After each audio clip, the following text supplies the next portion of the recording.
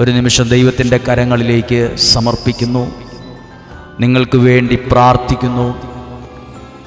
നിങ്ങളുടെ മനസ്സിലൂടെ കടന്നു പോകുന്ന ഓരോ പ്രാർത്ഥനാ വിഷയങ്ങളും ഇപ്പോൾ ദൈവം അറിയുന്നു.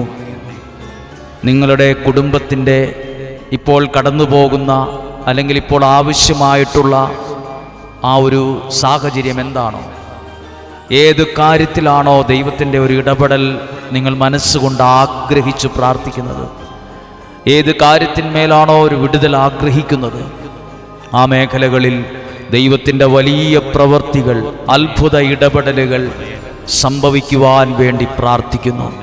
ലാസർ മരിച്ചു, ലാസർ രോഗിയാണെന്ന് യേശുവിനെ അറിയിച്ച സമയമുണ്ട്.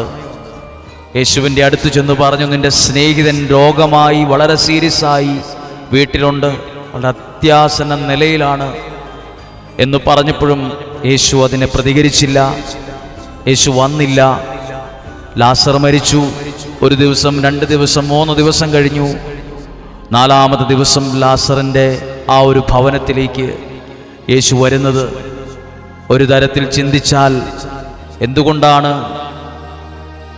എൻ്റെ ഒരു ആവശ്യ നേരത്ത് യേശു വരാഞ്ഞത് എന്ന്, വന്നില്ലല്ലോ എന്ന് ലാസർ ഒരുപക്ഷെ മരിക്കുന്നതിന് മുമ്പ് ചിന്തിച്ചു കാണും.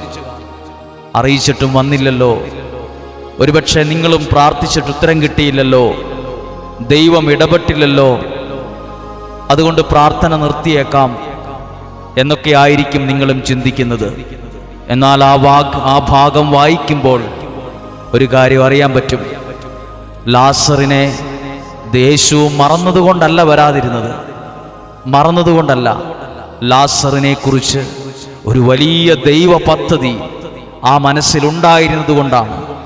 നിങ്ങളുടെ പ്രാർത്ഥനയ്ക്ക് ഉടനെ മറുപടി കിട്ടിയില്ലേലും നിന്നെ മറന്നതുകൊണ്ടല്ല, നിന്നെ ഓർക്കാത്തത് കൊണ്ടുമല്ല, ഉപേക്ഷിച്ചതുകൊണ്ടുമല്ല, നിന്നെക്കുറിച്ച് വലിയൊരു ദൈവ പദ്ധതി ആ മനസ്സിലുള്ളത് കൊണ്ടാണ്.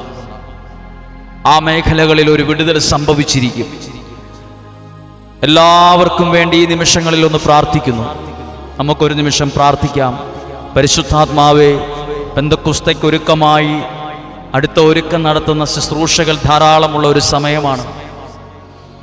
ഈ കേൾക്കുന്ന ഓരോ വ്യക്തികളെയും പരിശുദ്ധാത്മാവ് കൊണ്ട് നിറയ്ക്കണമേ. ഈ കേൾക്കുന്ന ഓരോ വ്യക്തികളെയും പരിശുദ്ധാത്മാവ് കൊണ്ട് നയിക്കണമേ. ഈ ദിവസം ഈ ശുശ്രൂഷയിൽ പങ്കെടുക്കുന്ന നിങ്ങൾക്കും നിങ്ങളുടെ കുടുംബത്തിലും പരിശുദ്ധാത്മാവിൻ്റെ വലിയൊരു നിറവുണ്ടാകാൻ, പരിശുദ്ധാത്മാവിൻ്റെ ഒരു അഭിഷേകം ഉണ്ടാകാൻ നിങ്ങൾക്ക് വേണ്ടി പ്രാർത്ഥിക്കുകയാണ്. പരിശുദ്ധാത്മാവേ, എഴുന്നള്ളി വരണമേ എന്ന് പ്രാർത്ഥിക്കുന്നു. പരിശുദ്ധാത്മാവേ, ഞങ്ങളെ ശക്തിപ്പെടുത്തണമേ എന്ന് പ്രാർത്ഥിക്കുന്നു. പരിശുദ്ധാത്മാവേ, ഞങ്ങളെ ബലപ്പെടുത്തണമേ എന്ന് പ്രാർത്ഥിക്കുന്നു. ദൈവത്തിൻ്റെ ആത്മാവാണ് പരിശുദ്ധാത്മാവ്.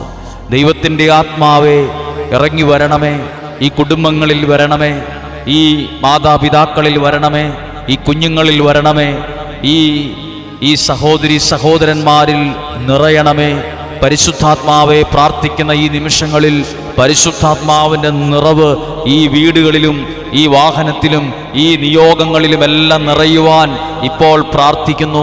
പരിശുദ്ധാത്മാവെ നിറയണമേ, പരിശുദ്ധാത്മാവെ നിറയണമേ, പരിശുദ്ധാത്മാവെ പ്രാർത്ഥിക്കുന്ന ഈ വ്യക്തിയിൽ നിറയണമേ, ആഗ്രഹിച്ച് പ്രാർത്ഥിക്കുന്ന നിയോഗങ്ങളിൽ നിറയണമേ.